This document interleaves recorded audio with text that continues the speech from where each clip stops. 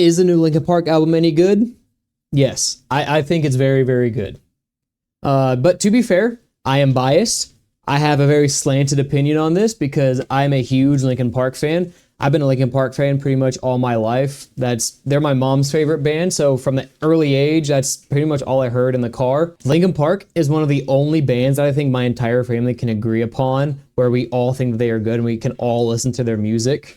Linkin Park was also my first concert growing up. I was probably 14 or 15 when I went to watch them and Incubus with my mom. Just like everybody else, I was pretty heartbroken when I heard that Chester passed 7 years ago. From Zero is a perfect reintroduction into the music world after a long 7-year hiatus. I think the reintroduction back into the music world after 7 years was done very, very well. I think, personally, that 7 years is long enough to wait before they try and make a comeback. I mean, Mike Shinoda's back to spitting bars like he used to on Hybrid Theory and Meteora. Emily Armstrong, who is now the lead singer of Linkin Park, has a really good voice.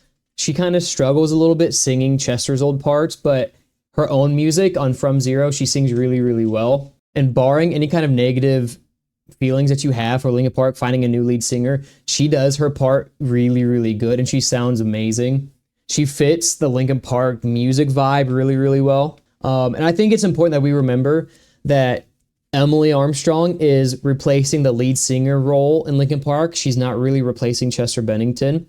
And I think that distinction needs to be made more clearly to some people because there's a big generational divide between people who are either okay or not okay with Linkin Park finding a new lead singer.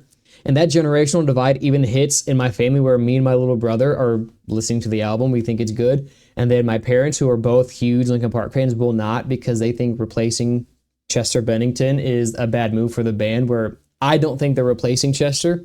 I think they have filled in a gap for the band. Nobody can ever replace Chester, I think. He has too iconic of a voice and he's too influential in music. But it's kind of like in pro sports where you have a choice to either rebuild or you can retool a team. Whereas in a rebuild, you tear everything down and then you replace everything on the way back up. Versus a retooling where you might need one or two pieces, and when you plug that piece in, you have a team that can win. And I think what they did with Emily is more like a retooling. The band members are still there. Brad doesn't tour with them, but he's still making the music. But they just needed a lead singer. And I think by choosing Emily, they're making it known that they are not replacing Chester. They're replacing the lead singer role. If you're a fan of Linkin Park, this album is probably a 9 out of 10 or a 10 out of 10. It's a really close to perfect Linkin Park album. It hits all the tones that you want from a Linkin Park album. They have really angsty, angry music like they used to on Hybrid Theory and Meteora.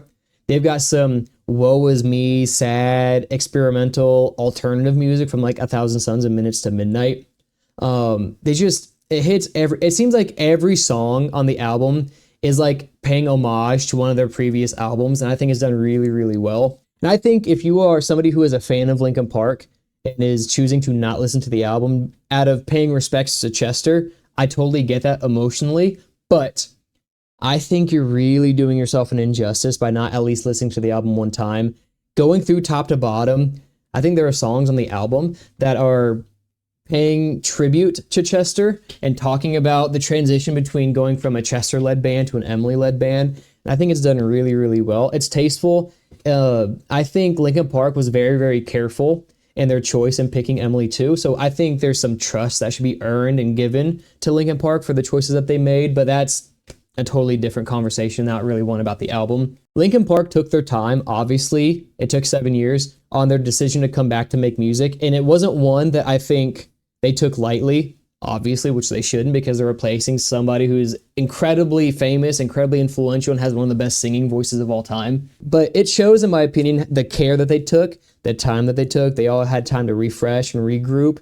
And then choosing Emily, it allows their music to grow and change, but not change too much so that they still sound like Linkin Park. Linkin Park nailed the comeback. I really, really think that. And that's obviously, again, biased. I love Linkin Park, but I think they nailed the comeback. And now they have the most streamed rock album debut ever on Spotify. And according to chartmasters.org, From Zero by Linkin Park debuted with 31.6 million first-day streams on Spotify, making it the largest ever debut for a rock album release.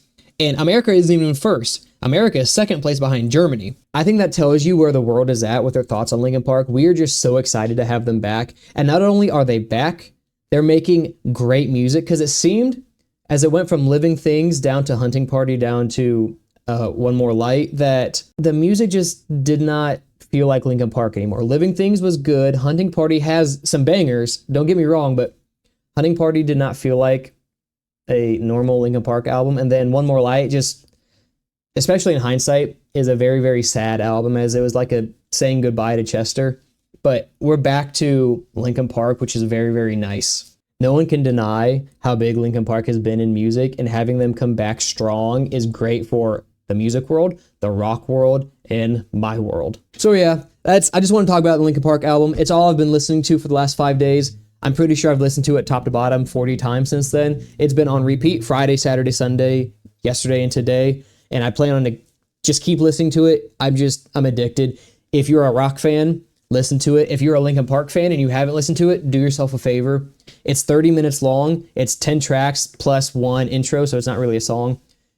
Listen to it top to bottom. I think you'll be pleasantly surprised. It's very, very good. To me, personally, it's a 10 out of 10, but taking my bias away, it's probably a solid 8. But either way, I think you give it a try. Linkin Park has just great comeback.